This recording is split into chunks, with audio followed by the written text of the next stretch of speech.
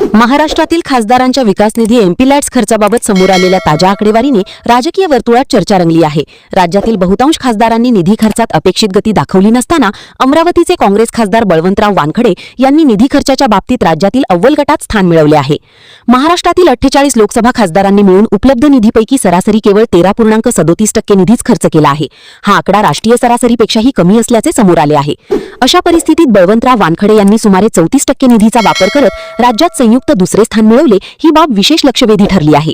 या यादीत मुंबई उत्तर मध्यच्या खासदार वर्षा गायकवाड या 56.9% निधी खर्चासह प्रथम क्रमांकावर आहेत। त्यानंतर अमरावतीचे बळवंतराव वानखडे आणि सुनील तटकरे हे संयुक्त दुसऱ्या स्थानावर आहेत। त्यामुळे विरोधी पक्षातील खासदार असूनही विकास निधीच्या वापरात वानखडे यांनी उल्लेखनीय कामगिरी केल्याची चर्चा सुरू झाली आहे। राजकीय विश्लेषकांच्या मते निधी मंजूर करून घेणे आणि तो प्रत्यक्ष विकास कामांवर खर्च होणे ही खासदारांच्या कार्यक्षमतेची महत्त्वाची कसोटी मानली जाते। ग्रामीण भागातील रस्ते, पिण्याचे पाणी, शैक्षणिक सुविधा, आरोग्य आणि सार्वजनिक पायाभूत सुविधा यांसाठी एमपी लॅट्स निधीचा वापर केला जातो। दरम्यान निधी खर्चाच्या या आकडेवारीमुळे महाराष्ट्रातील अनेक दिग्गज खासदारांच्या कामगिरीवर प्रश्नचिन्ह उपस्थित झाले आहे। अशा पार्श्वभूमीवर अमरावतीचे खासदार बळवंतराव वानखडे यांची कामगिरी चर्चेचा विषय ठरत असून आगामी काळात या निधीतून आणखी कोणती विकास कामे पूर्ण होणार याकडे मतदारांचे लक्ष लागले आहे।